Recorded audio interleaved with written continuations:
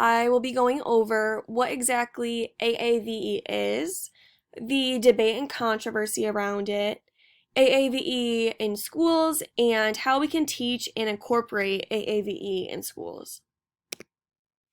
So first, what exactly is AAVE?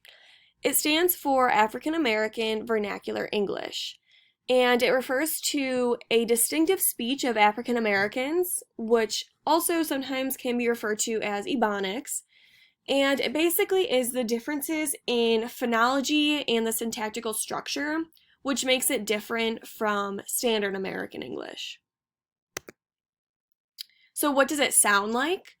One example could be omission of the final consonant. So an example of this would be in Standard American English, we would say past, and in AAVE, they would say pass. Another example would be hand and han.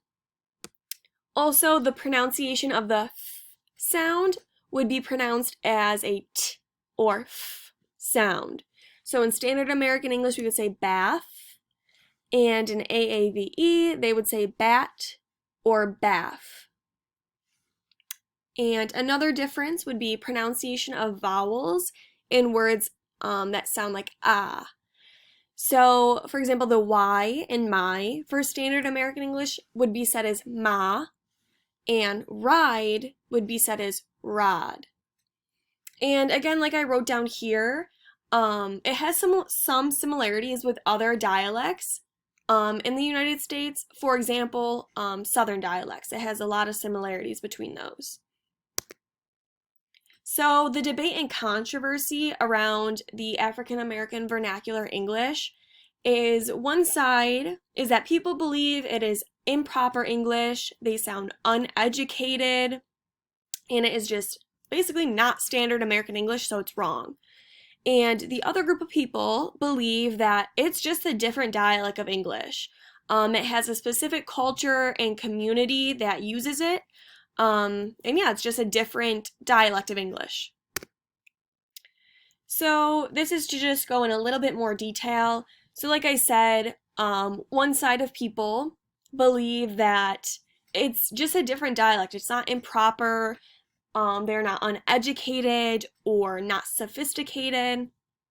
And one example that really stood out to me was in the Oakland Unified School District video that was linked on Encores that had the debate on Ebonics. There was a white man and an African American woman discussing and debating about Ebonics, and the African American woman said a sentence. I can't remember what it is off the top of my head, and the white male said, "That's just so bad," because she was speaking in AAVE and not Standard American English. And she said, "No, it's just a different English." And that really stood out to me in that video. And lastly, that AAVE is a part of students' home culture and community. That is what they have grown up hearing and speaking in their homes. And the other side of this debate would be that AAVE is a sign of limited education, sophistication, or not sophistication. Also, some educators think that later on in life, students who use this dialect will have difficulty progressing in reading, or even just learning to read to begin with. And also later on in life, in the work field, they'll sound not as educated if they're using this dialect. And it's also believed that, English is the dominant language and it should be spoken correctly in the Standard American English dialect. And to these people, it's viewed as a threat when your language is used differently than how you believe it should be. And I think this is not uncommon for people to believe in America, even when we're talking about languages other than English. A lot of people have a problem with that and believe that when you are in America, you should be speaking English. And in this case, specifically, Standard American English. So this would be AAV in schools.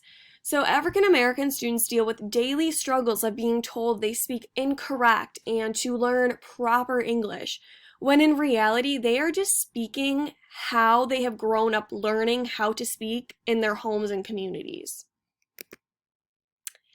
So African American students must learn how to code switch and ultimately learn a whole new dialect when they are outside of their home communities. So if they are in a different community, or more importantly in their school, they are going to have to learn how to code switch and learn a whole new dialect. Like I said before, English is viewed as a dominant language, so they probably hear that a lot while they're in school.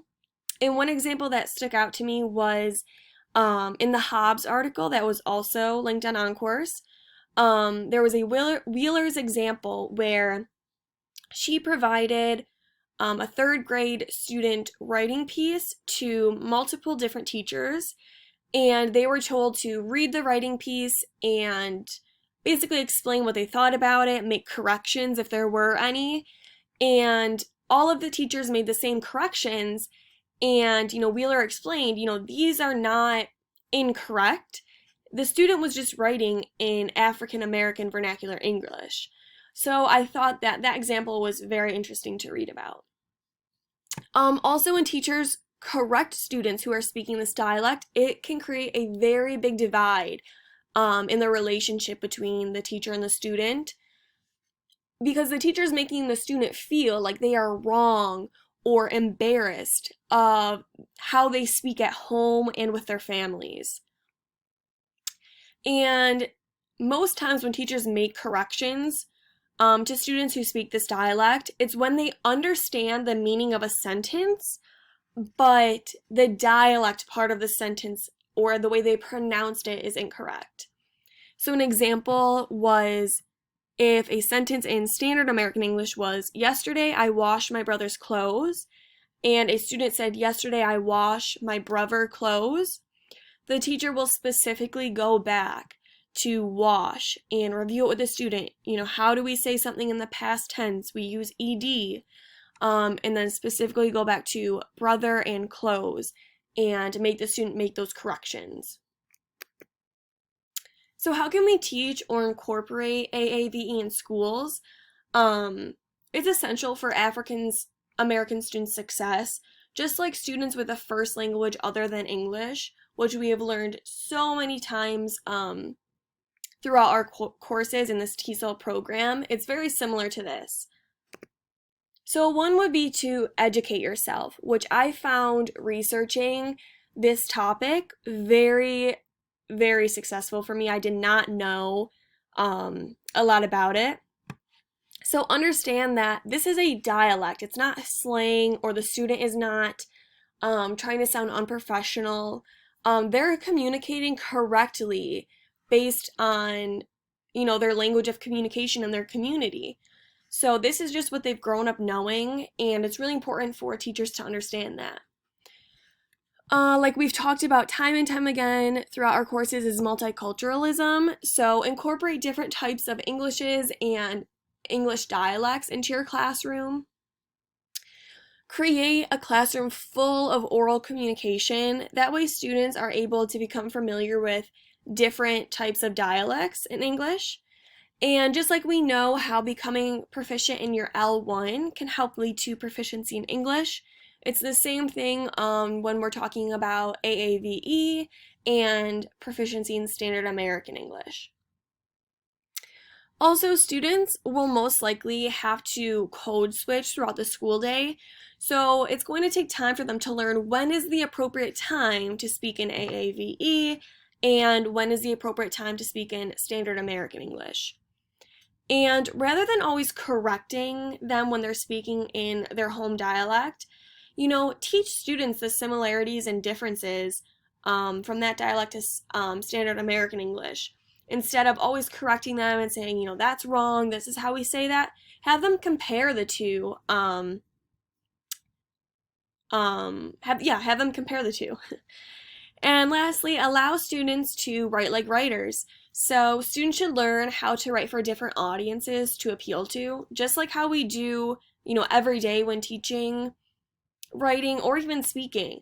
I talk very differently when I am out with my friends, talking and communicating with them versus, for example, right now in this presentation. So that also goes into writing.